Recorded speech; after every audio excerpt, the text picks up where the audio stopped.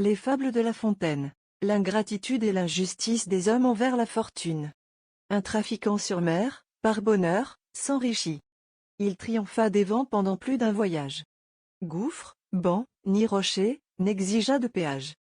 D'aucun de ses ballots. Le sort l'en affranchit. Surtout ses compagnons Atropos et Neptune recueillirent leurs droits, tandis que la fortune prenait soin d'amener son marchand à bon port. Facteur, associé, chacun lui fut fidèle. Il vendit son tabac, son sucre, sa cannelle. Ce qu'il voulut, sa porcelaine encore. Le luxe et la folie enflèrent son trésor. Bref, il plut dans son escarcelle. On ne parlait chez lui que par double ducat. Et mon homme d'avoir chien, chevaux et carrosse. Ses jours de jeûne étaient des noces. Un sien ami, voyant ces somptueux repas, lui dit, « Et d'où vient donc un si bon ordinaire? Et d'où me viendrait-il que de mon savoir-faire?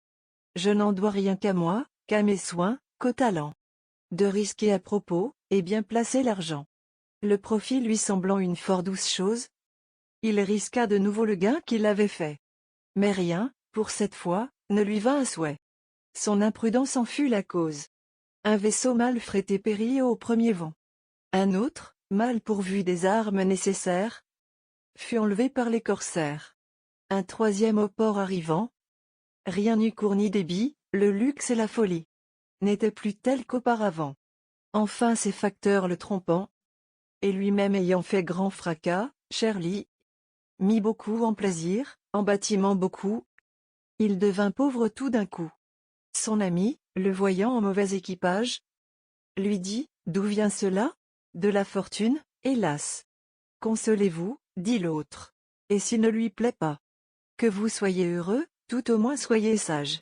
Je ne sais s'il crut ce conseil. Mais je sais que chacun impute, en cas pareil, son bonheur à son industrie.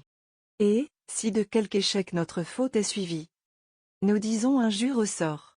Chose n'est ici plus commune. Le bien, nous le faisons. Le mal, c'est la fortune. On a toujours raison, le destin toujours tort.